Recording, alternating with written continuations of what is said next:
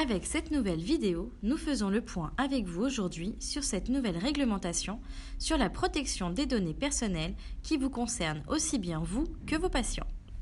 Bonjour docteur, comment allez-vous aujourd'hui? Mes confrères me parlent d'une nouvelle réglementation européenne sur la protection des données, mais je n'y comprends pas grand-chose. Il s'agit du RGPD. Ne vous inquiétez pas, je vais vous dire de quoi il s'agit. Tout d'abord, le sigle RGPD fait référence au Règlement général sur la protection des données ou General Data Protection Regulation en anglais.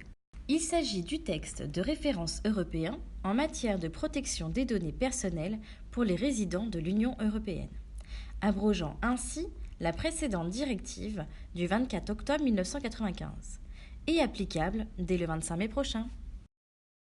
Qui est concerné par le RGPD ?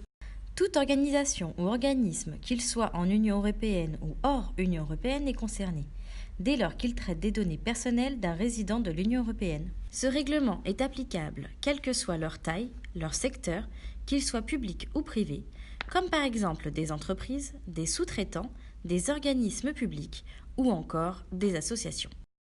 Quelles sont vos obligations auprès de vos patients ? Celle de l'obtention d'un consentement éclairé et positif du citoyen, à savoir être en mesure de fournir aux personnes concernées des informations adaptées à leur niveau de compréhension. Également un droit à la portabilité pour permettre à une personne de récupérer les données fournies sous une forme réutilisable et, le cas échéant, de les transférer d'un prestataire à un autre sur simple demande. Mais aussi le droit à l'oubli pour autoriser toute personne à réclamer la suppression des données la concernant. Ou encore le droit à l'information pour que le citoyen soit informé sous 72 heures du piratage de ces données.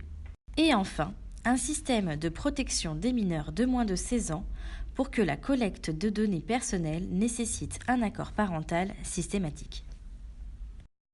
Comment mettre en place ce règlement dans votre organisation ? Toute organisation doit à la fois mettre en place des mentions d'information sur tous les supports à disposition de leurs clients pour expliquer la finalité des données collectées.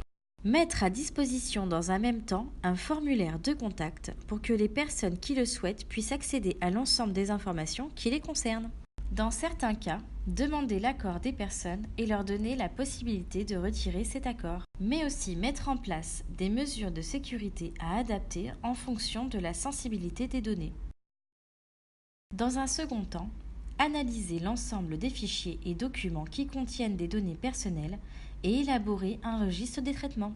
Il s'agit d'une documentation interne et complète qui permet d'assurer que les différents traitements des données respectent les nouvelles obligations légales, et notamment la durée de conservation. Cela implique donc de fixer des règles pour déterminer quelles sont les données qui doivent être supprimées une fois l'objectif atteint et quelles sont les données qui doivent être conservées à titre d'obligation légale. Enfin, l'organisation doit également penser à revoir les clauses de confidentialité passées avec les sous-traitants et notifier à la CNIL les violations des données dont elle peut être victime.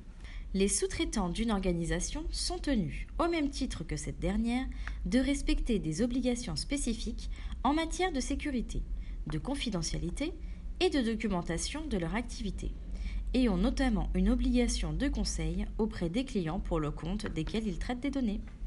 Qui veille au respect des procédures ? Et parce que mettre en place des dispositifs liés au règlement, c'est bien, mais superviser leur fonctionnement, c'est mieux. Le RGPD requiert qu'un délégué de la protection des données soit désigné dans toute organisation. Il ou elle sera le chef d'orchestre de la conformité en matière de la protection des données au sein de son organisation. Il informera et conseillera l'organisation et ses employés. Il contrôlera le respect du RGPD. Il conseillera l'organisation sur la réalisation de l'étude de l'impact et en vérifie l'exécution, et sera le point de contact avec la CNIL. Il faut savoir cependant que le DPO ne peut occuper des fonctions au sein de l'organisme le conduisant à déterminer les finalités et les moyens d'un traitement, pour éviter d'être juge et partie.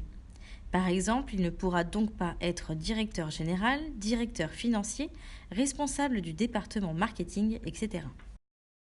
Quelles sont les sanctions en cas de non-respect du RGPD ? En cas de non-respect des obligations liées au règlement, tout organisme pourra être sanctionné d'une amende pouvant aller jusqu'à 4% du chiffre d'affaires annuel mondial, ou 20 millions d'euros, sachant que ce sera la somme la plus importante des deux qui sera à payer. Voilà, vous en savez maintenant un peu plus sur le RGPD. On vous dit à très bientôt pour de nouvelles vidéos.